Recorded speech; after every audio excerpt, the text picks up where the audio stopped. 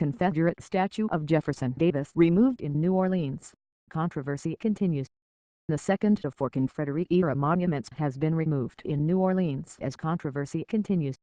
The statue of former Confederate President Jefferson Davis was removed early Thursday morning in front of a large police presence, aiming to control a crowd of both monument supporters and critics.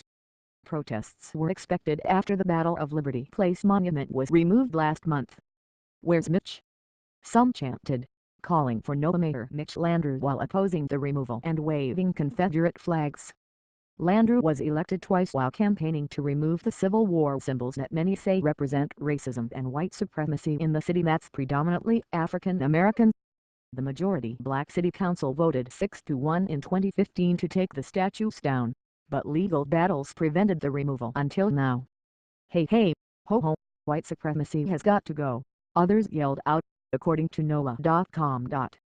According to USA Today, crew members were wearing masks to protect their identities as they arrived with massive cranes and heavy trucks. They wrapped the statue in bubble wrap early Thursday morning, and the Davis monument was successfully lifted off its foundation at 6:15 a.m. Yet, the statue was loaded onto a trailer and secured for delivery to an undisclosed location in a warehouse. After nearly 2 years of planning and court battles, city officials began the process today of removing the 3 remaining monuments that prominently celebrate the lost cause of the Confederacy.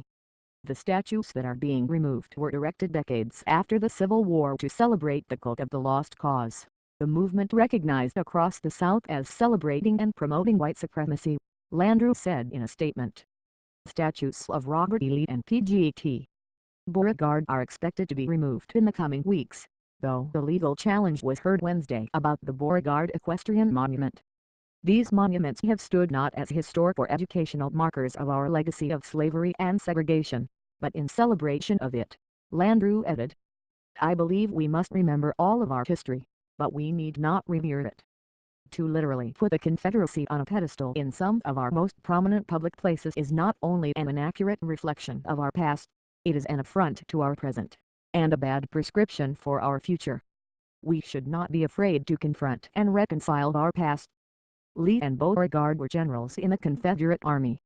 Davis was president of the Confederate States of America, a group of states that seceded from the U.S. and led to the Civil War.